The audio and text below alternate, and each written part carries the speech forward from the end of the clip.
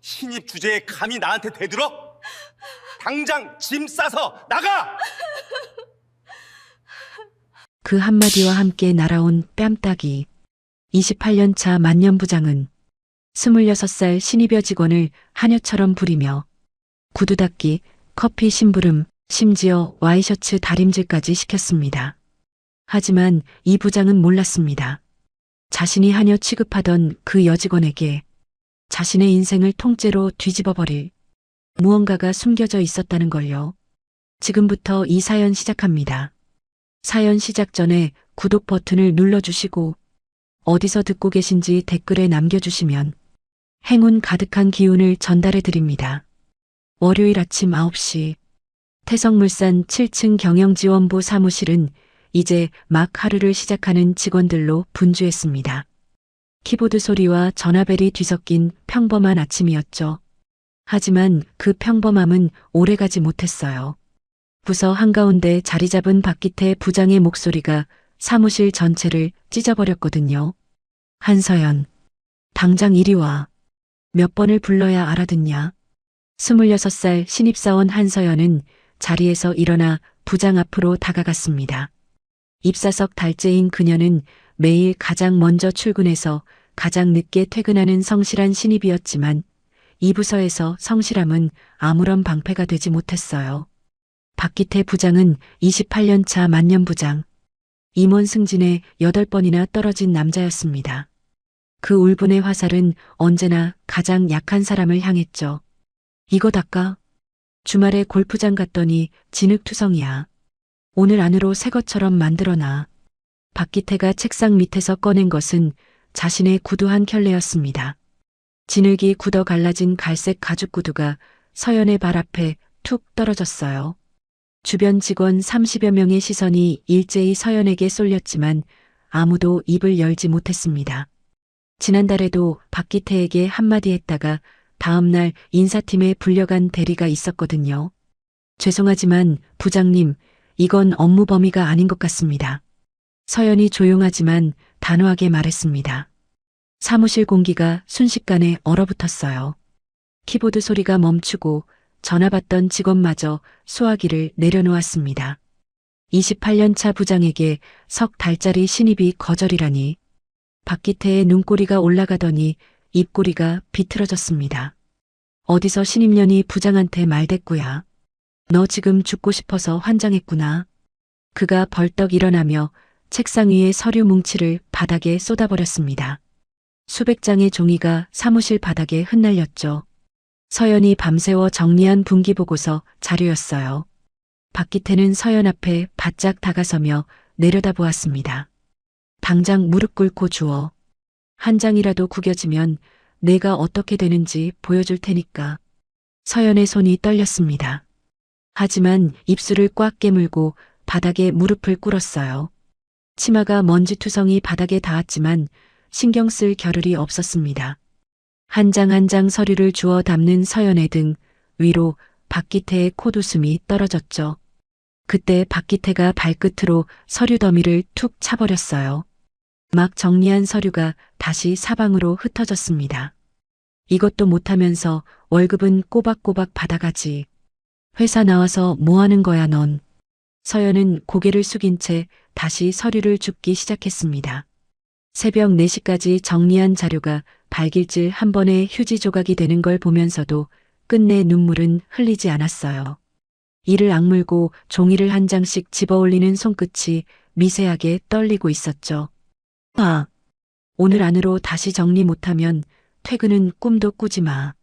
대답 안 해. 서연은 대답 대신 고개만 끄덕였습니다.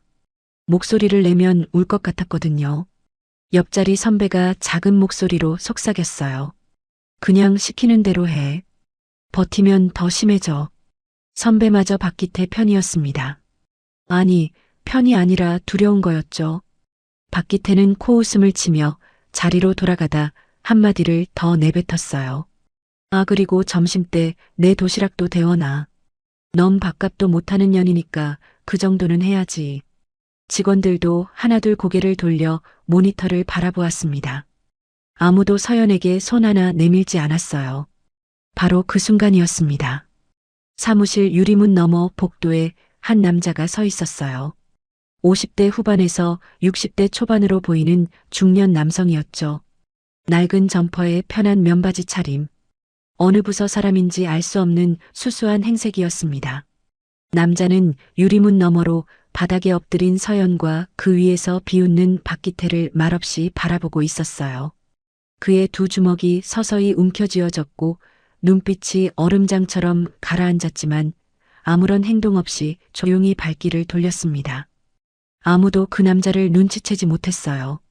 그가 누구인지, 왜 2층에 있었는지, 그리고 앞으로 이 사무실에 어떤 폭풍이 몰려올지 이곳에 누구도 상상하지 못하고 있었죠. 시간을 30년 전으로 거슬러 올라가 보겠습니다. 서울 외곽의 허름한 골목길. 한겨울 찬바람이 매섭게 불던 밤이었어요. 골목 끝 쓰레기통 옆에 한 남자가 쓰러져 있었습니다. 32살 강도현. 사업에 실패하고 빚쟁이들에게 쫓기다 결국 길바닥에 나앉은 신세였죠. 3일째 아무것도 먹지 못한 채 의식이 흐려져 가고 있었습니다. 그때 작은 식당의 뒷문이 열리며 한 여자가 나왔어요. 음식물 쓰레기를 버리러 나온 식당 주인이었습니다. 28살의 젊은 여자. 그녀는 쓰러진 남자를 발견하고 놀라 달려왔죠. 이 추운데 어쩜 이러고 계세요? 일어나실 수 있어요. 여자는 도연의 팔을 잡고 부축해 식당 안으로 데려갔습니다. 따뜻한 온돌방에 눕히고 이불을 덮어준 뒤 된장찌개와 밥 한 공기를 내왔어요. 도연은 떨리는 손으로 숟가락을 들었지만 부끄러움에 고개를 들지 못했습니다. 부끄러워하지 마세요. 배고플 때 밥 먹는 게 뭐가 창피해요. 여자의 목소리는 따뜻했어요. 도연은 그제야 눈물을 흘리며 밥을 먹기 시작했습니다. 태어나서 그렇게 맛있는 된장찌개는 처음이었죠. 여자는 아무것도 묻지 않았어요. 왜 길에 쓰러져 있었는지, 어디서 왔는지. 그저 밥을 더 퍼주고 따뜻한 물을 건넸을 뿐이었습니다. 여기 이불 깔아놨으니까 오늘은 푹 주무세요. 내일 아침에 해장국 끓여드릴게요. 도연은 고개를 숙인 채 눈물만 흘렸습니다. 세상에 이런 사람이 아직 있다는 게 믿기지 않았거든요. 다음 날 아침 여자는 약속대로 뜨끈한 해장국을 내왔어요. 도연이 미안한 마음에 떠나겠다고 하자 여자가 단호하게 말했습니다. 그 몸으로 어딜 가세요? 몸이 나을 때까지만이라도 여기 계세요. 도연은 그 식당에서 일주일을 머물렀습니다. 여자는 매일 새끼를 챙겨주었고 도연이 미안해할 때마다 식당 일을 도와달라며 자연스럽게 자존심을 지켜주었어요. 설거지를 하고 배달을 다니며 도연은 조금씩 다시 일어설 힘을 얻었죠. 떠나는 날 아침, 도연은 식당 문 앞에 서서 고개를 깊이 숙였습니다. 은혜는 반드시 갚겠습니다. 이 은혜 잊지 않겠습니다. 제 목숨을 살려주셨으니까요. 무슨 은혜예요? 밥 좀 해드린 게 다인걸요. 어딜 가시든 건강하게 잘 사시면 그게 은혜 갚는 거예요. 여자는 웃으며 손을 흔들었습니다. 도연은 몇 번이고 뒤를 돌아보며 골목을 빠져나갔어요. 그 여자의 이름은 기억하지 못했습니다. 하지만 된장찌개의 맛과 따뜻한 손길만큼은 평생 잊지 못했죠. 30년이 흘렀습니다. 현재의 서울. 서연의 어머니 박순덕은 여전히 작은 식당을 운영하고 있었어요. 60이 다 된 나이에도 새벽 5시면 일어나 장을 보고 밤 10시까지 주방에 서 있었습니다. 손님이 줄어 매출이 빠듯한 날에도 한 번도 문을 닫지 않았죠. 딸 하나 제대로 된 회사에 보내겠다는 일념 하나로 30년을 버텨온 여자였어요. 퇴근한 서연이 식당 문을 열고 들어왔습니다. 엄마, 나왔어. 오늘 뭐 남은 거 있어? 김치찌개 남았다. 앉아, 금방 데워줄게. 얼굴이 왜 이렇게 안 좋아? 어머니는 딸의 얼굴을 살폈습니다. 눈가가 살짝 부어있는 게 눈에 들어왔지만 깊이 묻지는 않았어요. 서연도 웃으며 숟가락을 들었습니다. 힘든 내색 하나 없이 맛있다며 밥을 먹는 딸의 모습에 어머니의 가슴이 아렸죠.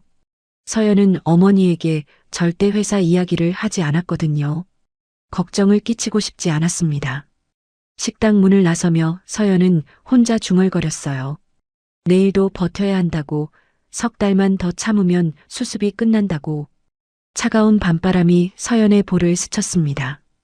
그녀는 몰랐어요. 30년 전 어머니가 살려준 그 남자가 지금 어디서 무엇을 하고 있는지, 그리고 바로 오늘 자신이 바닥에 엎드려 서류를 줍던 모습을 그 남자가 유리문 너머에서 지켜보고 있었다는 사실을요. 다음 날 아침, 서연은 누구보다 일찍 출근해 어제 흩어진 서류를 다시 정리했습니다. 새벽 6시부터 사무실에 앉아 한 장 한 장 순서를 맞추고 있었죠. 누가 시킨 것도 아닌데 스스로 나선 거였어요. 손가락 끝이 종이에 베어 피가 맺혔지만 밴드 하나 붙이고 다시 서류를 집었습니다.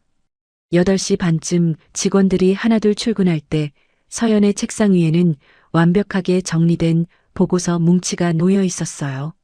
하지만 박기태 부장은 출근하자마자 그 서류를 거들떠보지도 않았습니다. 오히려 서연을 부르더니 코웃음을 쳤어요. 야, 한서연. 어제 구두 얘기는 왜 씹은 거야?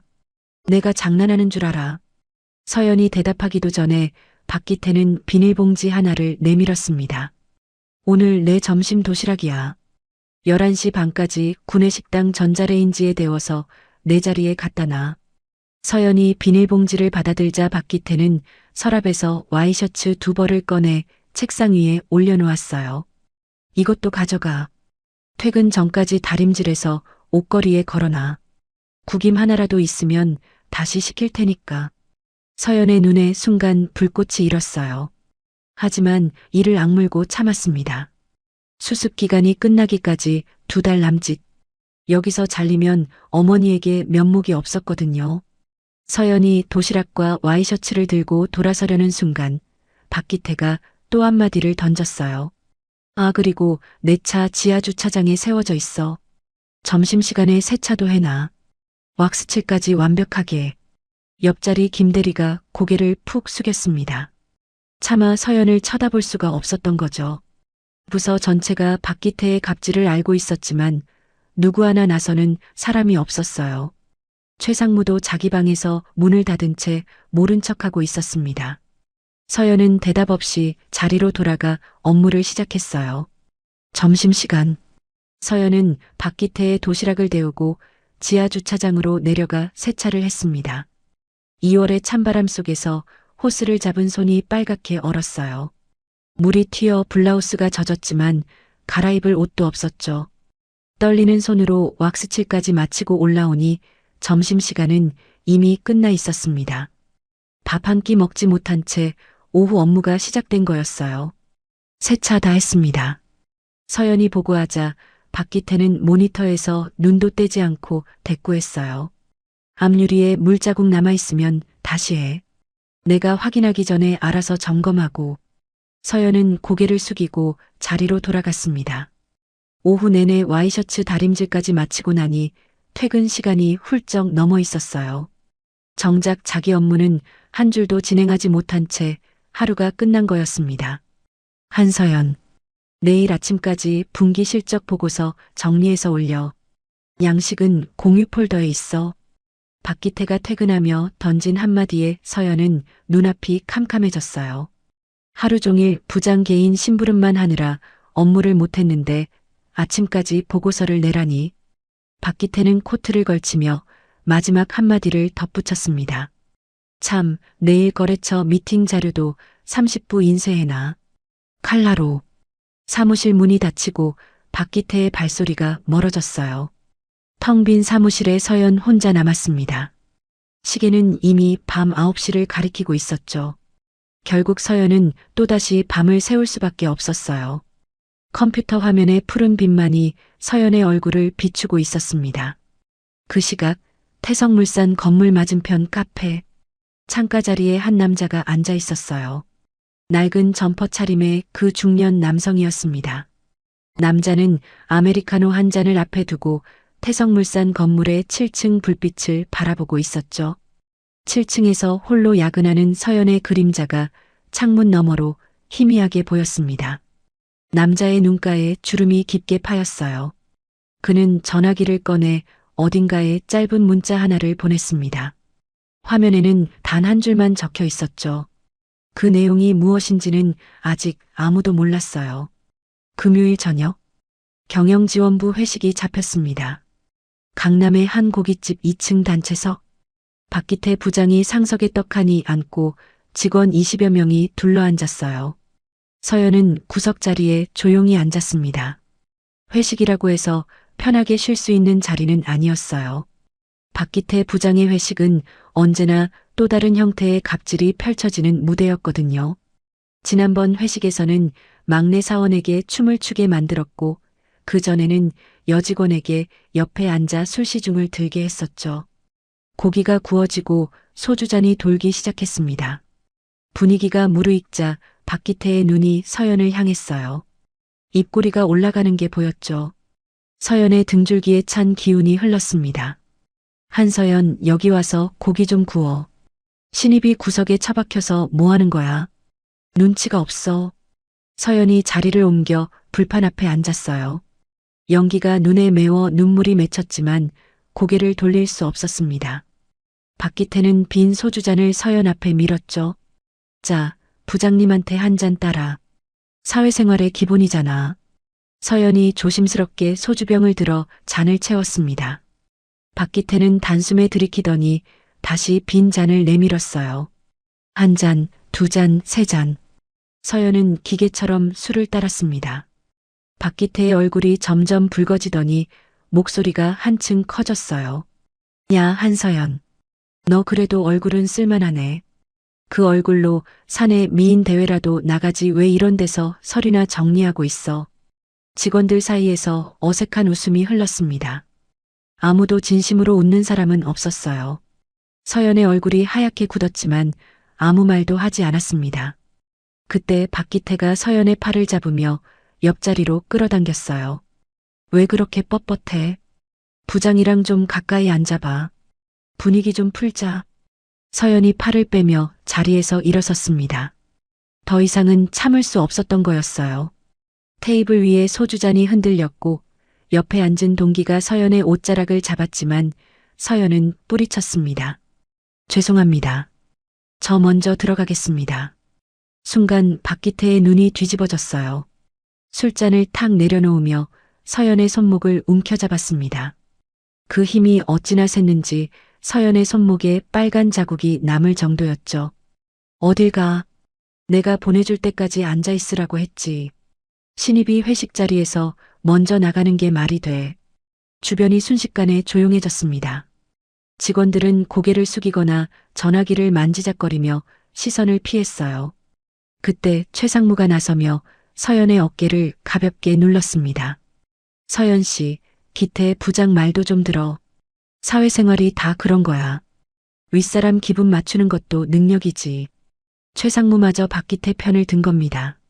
아니, 정확히는 문제를 덮으려는 거였죠. 서연은 결국 눈물을 삼키며 다시 자리에 앉았어요. 손목이 욱신거렸지만 아무도 신경 쓰지 않았습니다. 박기태는 아무 일도 없었다는 듯이 소주잔을 들며 직원들에게 건배를 외쳤어요. 자정이 넘어서야 회식이 끝났습니다. 직원들이 삼삼오오 흩어지는 가운데 서연은 혼자 택시를 잡아 집으로 돌아갔어요. 택시 안에서 창밖을 바라보는데 운전기사가 말을 걸었습니다. 아가씨, 많이 힘든 모양이네. 손목이 빨간데 괜찮아요.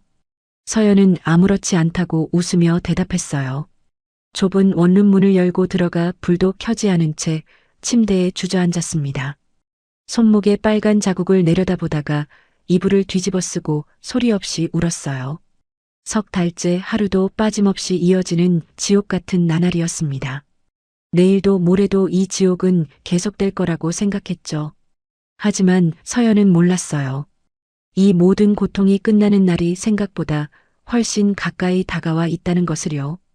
다음 주 월요일 아침, 서연은 주말 내내 준비한 기획안을 들고 출근했습니다.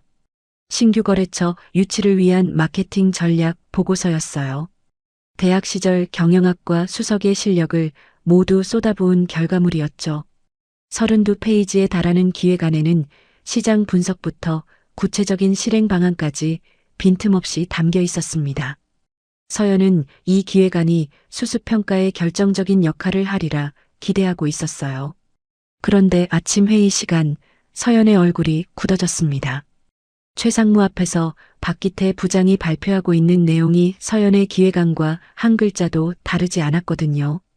표지만 박기태의 이름으로 바뀌어 있었습니다.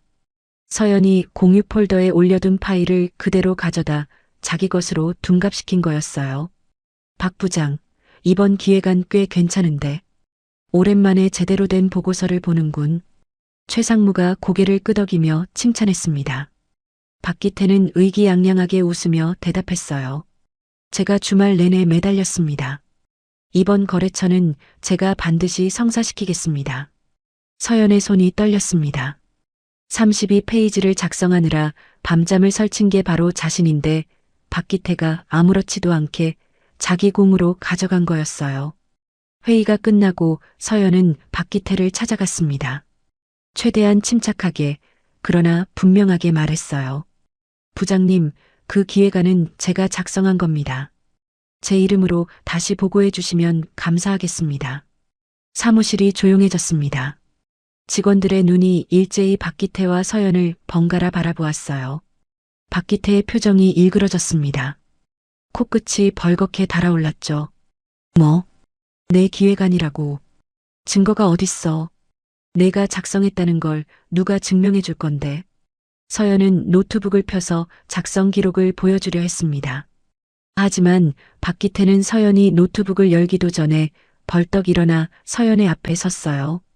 그리고 부서 직원 30여 명이 지켜보는 가운데 서연의 뺨을 때렸습니다. 찰칵! 사무실 전체에 뺨 맞는 소리가 울려 퍼졌어요.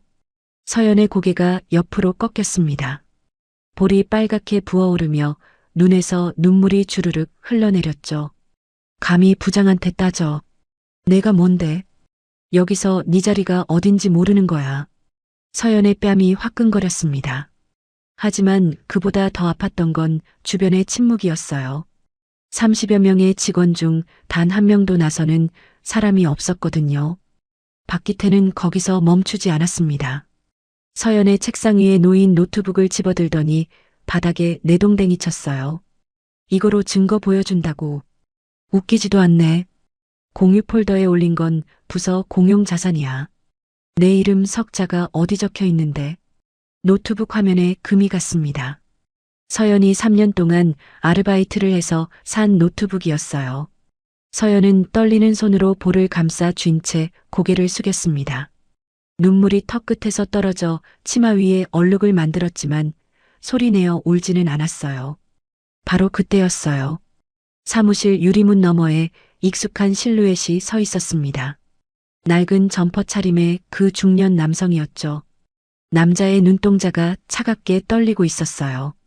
이를 악물고 있는 턱 근육이 팽팽하게 당겨져 있었습니다. 남자는 주머니에서 전화기를 꺼내 어딘가에 전화를 걸었어요.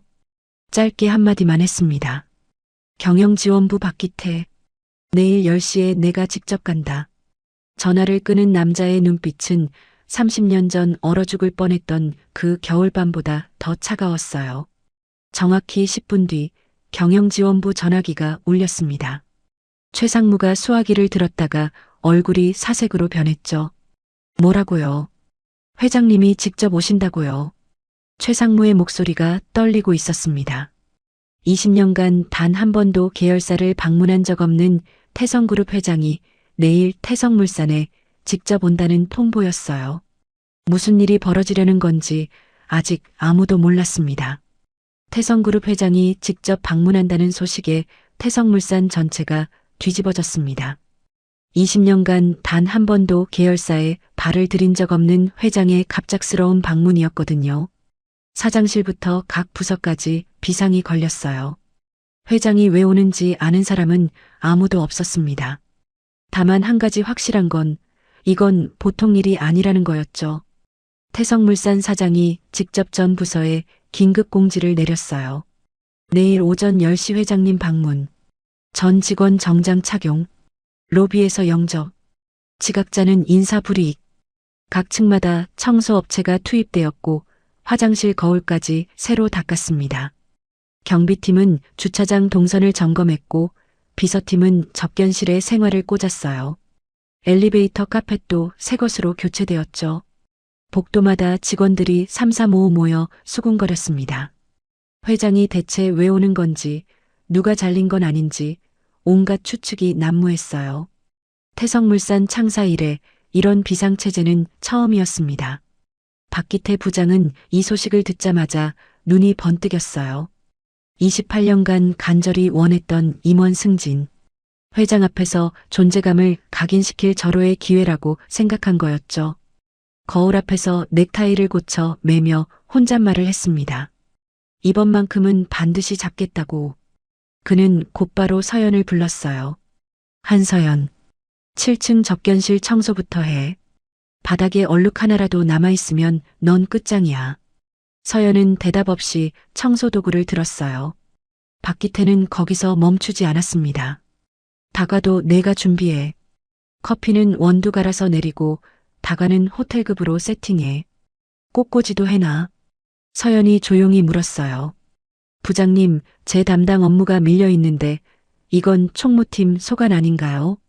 박기태의 눈이 치켜 올라갔습니다. 총무팀 소관이면 뭐 어쩌라고. 내가 시키면 하는 거야. 회장님 앞에서 우리 부서 망신당하면 내가 책임질 거야. 서연은 입을 다물었어요. 더 말해봐야 돌아오는 건 욕설뿐이라는 걸 석 달간 뼈저리게 배웠거든요. 접견실 바닥을 3번이나 닦고 유리창을 손자국 하나 없이 닦아냈습니다. 커피 원두를 사러 건물 밖으로 나갔다가 다시 들어와 핸드드립 세트를 세팅했어요. 다과 접시를 호텔에서 본대로 배치하고 꽃꽂이까지 직접 했습니다. 대학 시절 경영학을 공부하며 꿈꿨던 건 이런 게 아니었는데 정작 자기 업무는 한 줄도 하지 못한 채 하루가 저물어 갔어요. 밤 10시 서연이 접견실 마지막 점검을 하고 있을 때 박기태가 들어왔어요. 접견실을 둘러보더니 고개를 끄덕였습니다. 됐어. 근데 내일 회장님 오시면 넌 보이지 마. 내 꼴이 눈에 거슬리거든. 서연은 묵묵히 고개를 숙였어요. 뺨에 아직 남아있는 부기를 화장으로 가렸지만 완전히 숨길 수는 없었습니다. 박기태는 뒤돌아 나가며 중얼거렸죠. 이번에 회장님한테 잘 보이면 임원 확정이야. 28년을 기다렸다고. 사무실에 혼자 남은 서연은 창밖을 바라보았어요. 건물 맞은편 카페에 불빛이 꺼져 있었습니다. 며칠 전까지 창가에 앉아 이쪽을 바라보던 그 남자는 오늘 보이지 않았어요. 서연은 한숨을 쉬며 퇴근 준비를 했습니다.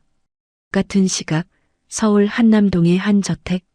서재에 앉은 한 남자가 전화 통화를 하고 있었어요. 내일 태성물산 방문 일정 확정이지. 경우 인원 5명으로 준비해. 전화를 끄는 남자의 책상 위에는 낡은 사진 한 장이 놓여 있었습니다. 30년 전 작은 식당 앞에서 젊은 여자가 환하게 웃고 있는 사진이었어요. 남자는 사진 속 여자의 얼굴을 오래도록 바라보다가 조용히 눈을 감았습니다. 내일이면 30년의 빚을 갚기 시작할 수 있을 거였어요. 다음 날 오전 9시 45분. 태성물산 1층 로비에 전 직원이 도열해 있었습니다. 양복에 넥타이를 빳빳하게 맨 남자 직원들, 정장 차림의 여자 직원들. 모두가 긴장한 표정으로 현관을 바라보고 있었어요. 박기태 부장은 맨 앞줄에 서서 셔츠 소매를 연신 매만졌습니다. 오늘이야말로 회장에게 자신의 존재를 각인시킬 순간이라고 굳게 믿고 있었죠. 서연은 박기태의 지시대로 로비 구석에서 다과를 준비하고 있었어요. 보이지 말라는 명령이었지만 다과 서빙은 해야 했으니까요. 뺨의 부기를 화장으로 감추고 있었지만 자세히 보면 여전히 티가 났습니다. 정각 10시. 건물 앞에 검은 세단 5대가 줄지어 멈춰 섰어요. 경호원들이 일사불란하게 차에서 내려 좌우로 도열했습니다. 가운데 차의 문이 열리고 한 남자가 걸어 나왔어요. 낡은 점퍼도 편한 면바지도 아니었습니다. 감색 맞춤 정장에 은회색 넥타이. 하지만 그 얼굴은 분명했어요. 며칠간 복도에서 서연의 갑질 현장을 목격했던 바로 그 중년 남성이었습니다. 태성그룹 강도현 회장. 로비에 들어선 회장을 향해 태성물산 사장 이하전 임원이 허리를 숙여 인사했어요. 박기태도 쩍 벌어진 미소를 지으며 가장 깊이 고개를 숙였습니다. 옆에 선 김대리에게 작은 목소리로 속삭였죠. 내가 앞에서 부서 실적 보고하면 너는 자료 넘겨. 이번에 확실히 눈도장 찍자. 김대리는 고개만 끄덕였어요. 회장은 가볍게 고개를 끄덕이며 로비를 지나갔습니다. 접견실로 향하는 동선이었죠. 그런데 회장의 발걸음이 멈췄습니다. 로비 구석에서 다과 트레이를 들고 서 있는 서연을 발견한 거였어요. 회장의 눈이 서연의 얼굴에 멈추었습니다. 화장으로 가린 뺨의 부기, 손목에 희미하게 남은 붉은 자국. 회장의 턱이 미세하게 떨렸어요. 그 순간 회장이 서연에게 다가갔습니다. 그리고 전 직원이 지켜보는 가운데 허리를 90도로 숙여 인사했어요. 서연아, 그동안 많이 고생했구나. 아저씨가 늦어서 미안하다. 로비 전체가 얼어붙었습니다. 재계 서열 15위의 재벌 회장이 신입사원에게 90도로 허리를 숙이다니. 사장의 입이 벌어졌고 임원들은 서로 얼굴을 쳐다보며 눈이 휘둥그레졌어요. 박기태의 얼굴이 하얗게 질렸습니다. 서연도 놀라 눈이 커졌어요. 다과 트레이를 들고 있던 손이 부들부들 떨렸습니다. 회장님, 저를 아시는 건가요? 회장이 고개를 들어 서연을 바라보며 말했어요. 내 어머니는 내 생명의 은인이다. 30년 전 내가 길에서 굶어 죽어가고 있을 때 아무 데가 없이 밥을 먹이고 잠자리를 내준 분이야. 로비가 술렁였습니다. 뒤쪽에서 누군가 작은 목소리로 중얼거렸어요. 회장님이 신입한테 은인이라고 했어. 지금 뭐라고 한 거야? 쉿, 조용히 해. 회장이 서연 옆에 서서 전 직원을 바라보았습니다. 그 눈빛이 칼날처럼 날카로웠어요. 이 아이의 어머니가 아니었으면 오늘의 태성그룹도 여기 서 있는 나도 없었다. 그런데 이 아이가 이 회사에서 어떤 취급을 받았는지 내가 직접 봤다. 회장의 시선이 박기태에게 꽂혔습니다. 박기태의 다리가 후들후들 떨리기 시작했어요. 회장의 입에서 차가운 한마디가 떨어졌죠. 박기태 부장, 앞으로 나와. 박기태의 얼굴이 흙빛으로 변했습니다. 28년 회사 생활에서 한 번도 느끼지 못했던 공포가 온몸을 감싸고 있었어요. 방금 전까지 승진을 꿈꾸며 들떠있던 자신이 한심하기 짝이 없었죠. 구두 닦기, 커피 투척, 서류 빼앗기, 뺨 때리기. 자신이 서연에게 했던 모든 행동이 주마등처럼 스쳐 지나갔습니다. 다리에 힘이 풀려 한 걸음도 내딛기 어려웠어요. 하지만 회장의 명령을 거부할 수 있는 사람은 이 건물 안에 단 한 명도 없었습니다. 박기태가 떨리는 다리를 끌고 회장 앞에 섰습니다. 고개를 들 수가 없었어요. 불과 10분 전까지만 해도 회장에게 잘 보여 임원이 되겠다며 의기양양했던 남자가 지금은 바람 앞에 촛불처럼 흔들리고 있었습니다. 회장이 박기태를 내려다보며 입을 열었어요. 내가 이 아이에게 무슨 짓을 했는지 내 입으로 말해야 하나? 아니면 내가 직접 말하겠나? 박기태의 입이 벌어졌지만 아무 소리도 나오지 않았습니다. 그때 주변에서 직원들이 하나둘 입을 열기 시작했어요. 석 달간 눈을 감고 귀를 막았던 사람들이 비로소 진실을 말하기 시작한 거였죠. 부장님이 서연 씨한테 매일 구두를 닦으라고 시켰습니다. 김대리가 먼저 나섰어요. 그 뒤를 이어 다른 직원들도 말문을 열었습니다. 커피 투척, 서류 빼앗기, 차 세차, 와이셔츠 다림질, 회식장에서 손목 잡기. 석 달간 서연이 당했던 모든 갑질이 직원들의 입을 통해 낱낱이 쏟아져 나왔어요. 지난주에는 서연 씨가 작성한 기획안을 자기 이름으로 보고하고 항의하는 서연 씨 뺨을 때렸습니다. 회장의 표정이 돌처럼 굳어졌습니다. 주먹을 꽉 쥔 손등에 핏줄이 붉어져 나왔어요. 회장은 천천히 박기태에게 다가가 얼음 같은 목소리로 말했습니다. 28년 동안 월급 받아가면서 한 짓이 직원 구두 닦기 시키고 뺨 때리는 거였나? 그게 내 28년의 전부야. 박기태가 무릎을 꿇었어요. 다리에 힘이 풀려 저절로 주저앉은 거였습니다. 회장님, 한 번만 용서해 주십시오. 제가 잘못했습니다. 다시는 이런 일 없도록 하겠습니다. 회장은 고개도 돌리지 않았어요. 비서에게 고개를 끄덕이자 비서가 서류 한 장을 펼쳤습니다. 박기태 부장, 직장 내 괴롭힘 및 폭행으로 즉시 해고 처리한다. 여기에 내 이름 석자 적어. 박기태의 얼굴에서 핏기가 완전히 사라졌어요. 28년이 한순간에 무너지는 소리가 들리는 것 같았습니다. 회장의 시선이 최상무에게로 옮겨갔죠. 최상무. 부하 직원이 폭행당하는 걸 알고도 묵인했지. 관리 감독 책임 물어 직위 해제다. 최상무의 얼굴도 사색이 됐습니다. 사회생활이 다 그런 거라며 서연에게 참으라고 했던 자신의 말이 부메랑이 되어 돌아온 거였어요. 회장은 두 사람에게서 시선을 거두고 서연을 바라보았습니다. 서연아, 내 어머니한테 내가 직접 인사드리러 가마. 30년이나 늦었지만 빚을 갚을 때가 됐다. 서연의 눈에서 눈물이 쏟아졌어요. 석 달 동안 참고 또 참았던 눈물이 한꺼번에 터진 거였습니다. 회장은 자신의 손수건을 꺼내 서연에게 건네며 말했어요. 울지 마라. 이제 아무도 너한테 함부로 못한다. 박기태는 경비원의 안내를 받으며 짐을 쌌습니다. 28년간 모아둔 사무실 물건을 종이 상자 하나에 담는데 채 30분도 걸리지 않았어요. 승진을 위해 바쳤다고 믿었던 세월이 고작 상자 하나에 들어가는 양이었습니다. 엘리베이터 문이 닫히는 순간 박기태는 자신이 하녀 취급했던 신입여 직원의 얼굴을 떠올렸어요. 후회가 밀려왔지만 이미 되돌릴 수 없었죠. 회장이 떠난 뒤 동료들이 하나둘 서연에게 다가와 미안하다고 고개를 숙였어요. 용기를 내지 못해 미안하다고, 옆에서 그냥 보고만 있어서 미안하다고. 서연은 고개를 저으며 웃었습니다. 원망하지 않는다고, 괜찮다고. 하지만 이날의 교훈만큼은 그 자리에 있던 모든 사람의 가슴에 깊이 새겨졌어요. 사람을 겉모습으로 판단하고 함부로 대하면 언젠가 반드시 그 대가가 돌아온다는 것을요. 진실은 언제나 밝혀지게 되어 있고 선한 마음은 결코 헛되지 않는다는 것을요. 여러분의 소원이 이루어지길 바랍니다.